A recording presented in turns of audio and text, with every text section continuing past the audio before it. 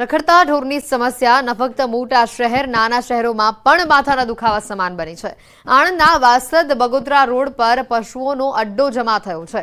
6 lane highway ઉપર પશુઓનો આ જમાવડો સામે આવ્યો છે। વાહનોની અવરજવર વચ્ચે પશુઓ રોડ વચ્ચે ધામા નાખીને બેઠા છે। વાસદ પાસે 6 લેન ઉપર ગાયોએ જમાવ્યો છે પોતાનો અડ્ડો। મૂંગા પશુઓના જમાવડાને લઈને અકસ્માતનો ભય પણ લોકોને સતાવી રહ્યો છે। 6 લેન હાઈવે ઓથોરિટીની ગંભીર બેદરકારીના કારણે અકસ્માતને આમંત્રણ અપાતું હોય તેવા આ દ્રશ્યો છે।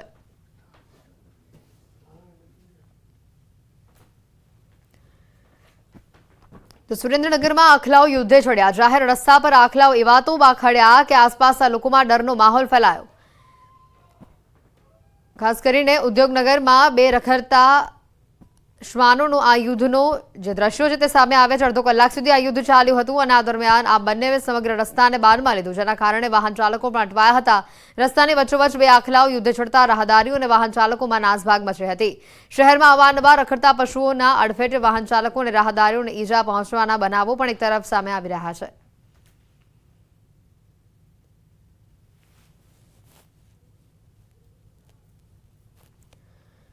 રખડતા ઢોર મુદ્દે મોરબી પાલિકા મોડે જાગી છે। ટ્રાફિક સમસ્યા, રખડતા ઢોર, બિસ્માર રસ્તા મામલે હાઈકોર્ટની ફટકાર બાદ મોરબી પાલિકા પણ જાગી છે। રખડતા ઢોરની સમસ્યા સામે પાલિકા જાગી છે। રખડતા ઢોર મામલે દંડની કાર્યવાહી શરૂ કરવામાં આવી છે। પ્રથમ વખત ઢોર પકડાતા 3000નો દંડ કરવામાં આવશે। ફરી ઢોર રખડતું પકડાશે તો 5000નો દંડ કરવામાં આવશે। પશુ માલિકોને પોતાના ઢોર માલિકની જગ્યાએ બાંધી રાખવા પાલિકાનો અનુરોધ છે। 3 અલગ-અલગ તસવીરો સામે આવી રહી છે। હાઈવે પર એક તરફ ઢોરોનો અડીંગો, જ્યાં 6 લેન હાઈવે પર ઢોરો પોતાનો અડીંગો જમાવી બેઠા છે, તો બીજા દ્રશ્યો આવી રહ્યા છે સુરેન્દ્રનગરથી કે જ્યાં બે આખલાઓ અડધો કલાક સુધી બાખડ્યા હતા। તો અન્ય દ્રશ્યો આવી રહ્યા છે મોરબીથી। રખડતા ઢોર સામે કાર્યવાહી કરવા માટે મોરબી પાલિકા તંત્ર મોડે જાગ્યું છે।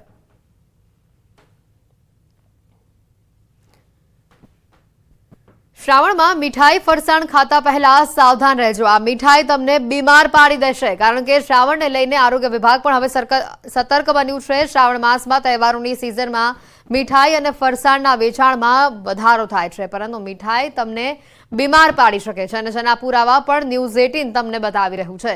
ગઈકાલે સુરતના સિંગનપુર વિસ્તારમાંથી સુમુલના નામે નકલી ઘીનું ગોડાઉન ઝડપાયું હતું।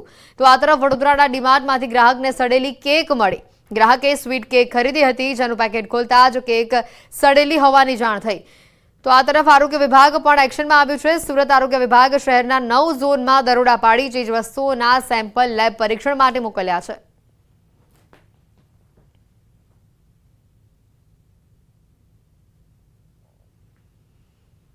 ભાવનગર જિલ્લાના બગદાણા પાસેના રાળગોન પાસેનો જે પુલનો જે ભાગ છે તે તૂટી ગયો છે। લાંબા સમયથી જર્જરિત પુલ ચોમાસાની ઋતુમાં તૂટ્યો હોવાની માહિતી છે। પુલ ધરાશાયી થયો છે। લાંબા રૂટના તમામ વાહન વ્યવહાર જેના કારણે મુશ્કેલીમાં મુકાયા છે। બગદાણાથી પાલિતાણા, તળાજા, ભાવનગર અને અમદાવાદના મુસાફરોને તેના કારણે હાલાકી પડી છે। તમામ વાહનો અને એસટી બસો પુલ પરથી જ પસાર થાય છે। પુલ નીચેના ભાગથી જ બેસી જતા પુલના રોડ ઉપર મસમોટું ગાબડું પડ્યું છે। આ ઘટનાને પગલે વાહનોને તાત્કાલિક ત્યાંથી દૂર ખસેડાયા હતા। દુદાણા ગામે ત્યાં ડાયવર્ઝન આપવામાં આવ્યું। અનેક રજૂઆત બાદ પણ સમારકામ ન થયું હોવાનો સ્થાનિકો આક્ષેપ કરી રહ્યા છે।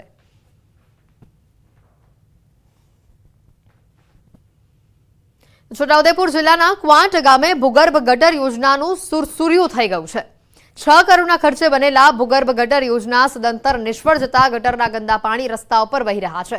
રસ્તા પર જાણે ગટરના ગંદા પાણીની નદી વહેતી હોય તેવા આ દ્રશ્યો સામે આવ્યા। ક્વાંટમાં ચોતરફ જ્યાં જુઓ ત્યાં ગંદકીનું સામ્રાજ્ય દેખાઈ રહ્યું છે। ઠેર ઠેર રસ્તા પર કચરાના ઢગલા જોવા મળી રહ્યા છે।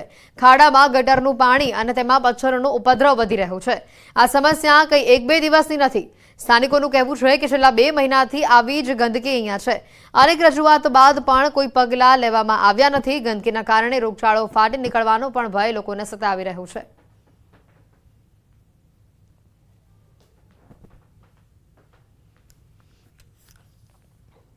કેટલી ગંદકી તમે દેખો છો।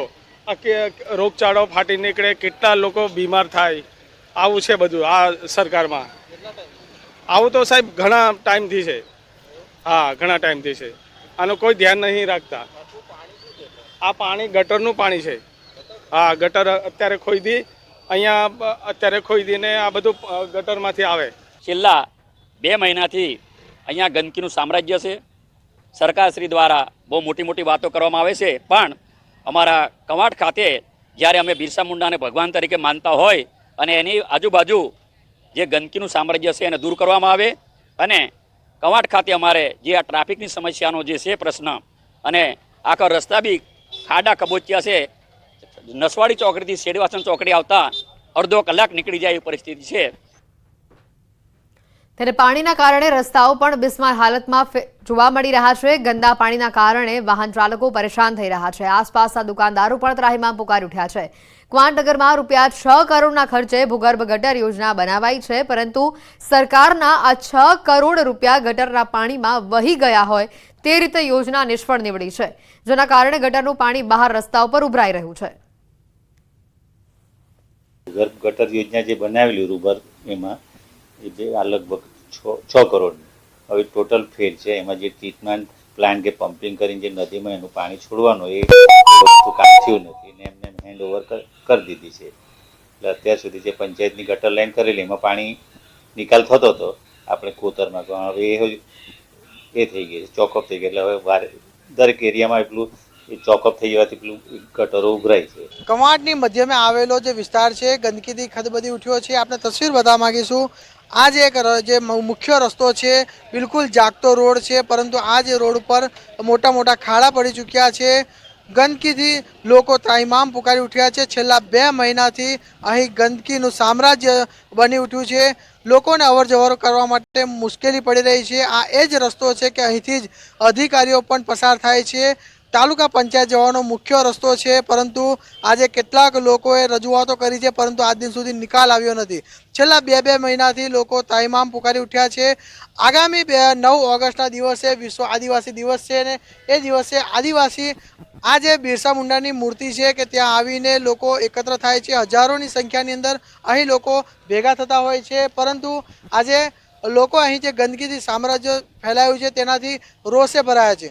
સેજબ ખત્રી, ન્યૂઝ 18 ગુજરાતી, છોટાઉદેપુર. નસવાડી તાલુકાનું ખેંદા ગામ, જ્યાં આજ દિવસ સુધી નથી મળ્યા લોકોને પાકા રસ્તા. 450 લોકોની આ ગામમાં વસ્તી છે અને આ ગામની વસ્તી એટલી હોવા છતાં પણ તેઓને સાંભળનારું કોઈ નથી.